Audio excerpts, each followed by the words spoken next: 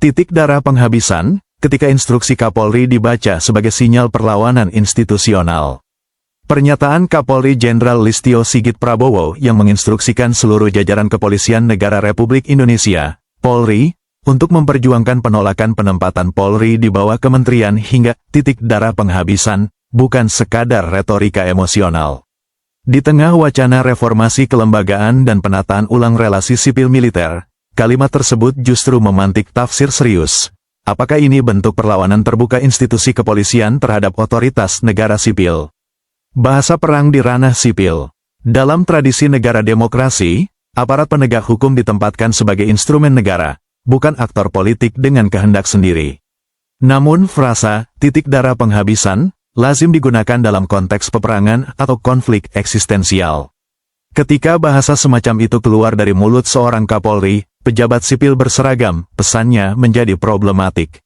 Investigasi terhadap diksi ini menunjukkan adanya eskalasi sikap, dari sekadar penolakan kebijakan menjadi narasi heroik institusional, Polri seolah diposisikan sebagai entitas yang harus bertahan hidup, melawan ancaman eksternal, yakni negara itu sendiri melalui mekanisme kementerian. Siapa melawan siapa? Pertanyaan mendasar pun muncul. Jika wacana penempatan Polri di bawah kementerian adalah produk diskursus ketatanegaraan yang sah dalam demokrasi, lalu kepada siapa Polri sedang melawan? Pemerintah, DPR, atau gagasan supremasi sipil itu sendiri? Disinilah letak keganjilan strukturalnya. Polri adalah alat negara yang digaji negara, diberi kewenangan oleh undang-undang, dan bertanggung jawab kepada Presiden. Ketika pimpinan tertingginya menggunakan bahasa perlawanan total terhadap kemungkinan kebijakan negara, maka garis antara loyalitas konstitusional dan loyalitas korps menjadi kabur.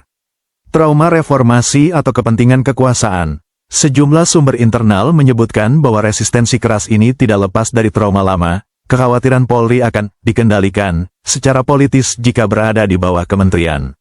Namun investigasi lebih jauh mengungkap motif lain yang jarang diucapkan, pertaruhan kekuasaan, anggaran, dan otonomi absolut.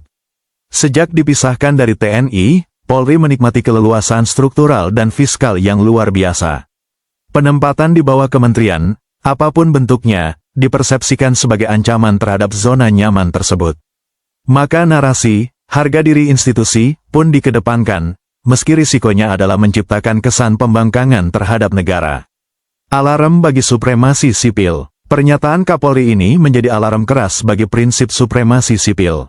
Dalam negara demokrasi, aparat keamanan tidak berhak menentukan posisi strukturalnya sendiri dengan ancaman perlawanan, apalagi menggunakan bahasa pengorbanan darah. Jika dibiarkan, presiden ini berbahaya, hari ini menolak kementerian, besok menolak undang-undang, lusa menolak keputusan politik negara. Di titik itu, Polri tak lagi sekadar penegak hukum, melainkan aktor politik bersenjata yang punya kehendak sendiri.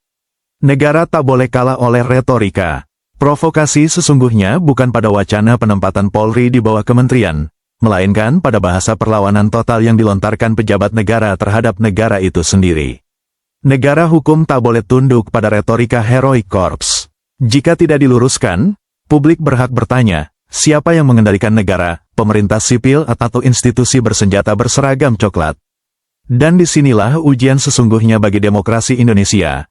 Apakah negara berani menegaskan supremasinya, atau justru mundur menghadapi ancaman simbolik, titik darah penghabisan?